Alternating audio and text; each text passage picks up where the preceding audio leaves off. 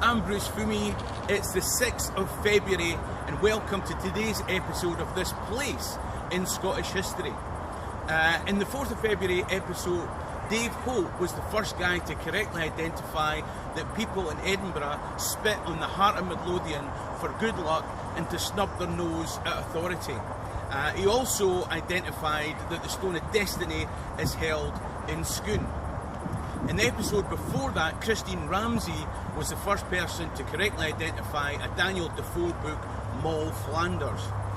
Now, Pearl Hopkins from England also talked about a book by Daniel Defoe that pointed to England's development and political stability that allowed it to effectively rule the world. Now, I don't know if Pearl was trying to make a bit of a point, but it seems to me that in the last few days I've managed to upset a Scotsman, an Englishwoman, an Australian and an American.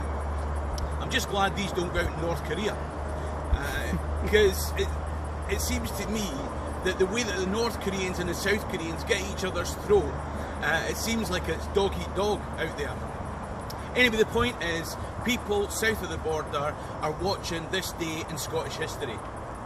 So because English people have been following these clips, today's episode is going to be in Gaelic. Good luck with following that. Seriously, because today's episode is going to be This Place in Scottish history, because I'm in the West Australian sunshine and behind me is the Swan River that runs from the port of Fremantle up to the city of Perth on my right. And just 2 days ago, I was in my house in Perth. I drove for an hour to Glasgow airport. I got an 8-hour flight to Dubai and an horrendous stopover in Dubai, followed by another hellish flight to the other side of the world. I got off the plane, I looked at the sign, I was still in Perth. What are the chances? I tell you, actually, as I was going through immigration, the immigration officer must have thought I was a bit dodgy, because he looked at my passport and saw that my place of birth was Perth, and he said, if you were born in Perth, why don't you have an Australian passport? And of course I said, do you think Perth sounds like an Aboriginal name? Where did you think the name came from in the first place?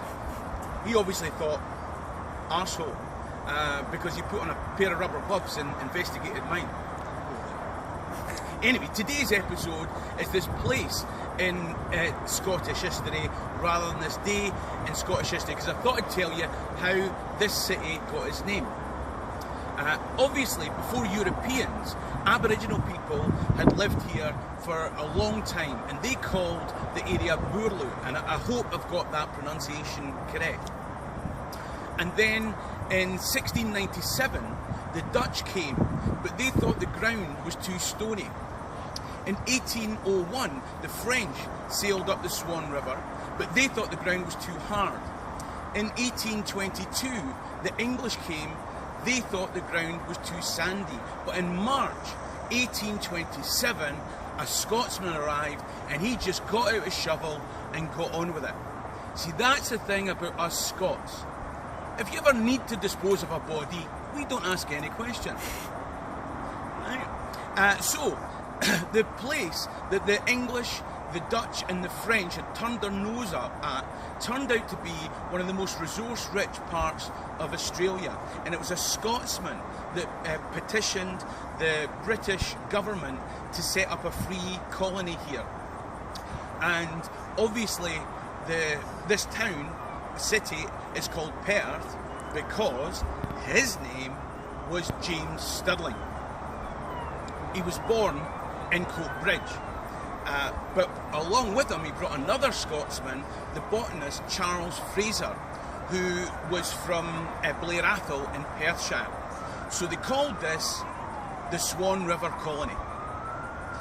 Now, about that time, the MP, Sir George Murray, was the Secretary of State for War in the Colonies, and his birthplace and his constituency as an MP was Perth. And so James Stirling named the city that was the capital after him, the Slimy Crawler. Now, the Swan River Colony started off as a free settlement, but it wasn't until a penal colony was set up here that they had the free labour to build the infrastructure for what's become this beautiful city. James Stirling also got a town named after him, which is why near here there's a town called Stirling. What are the chances?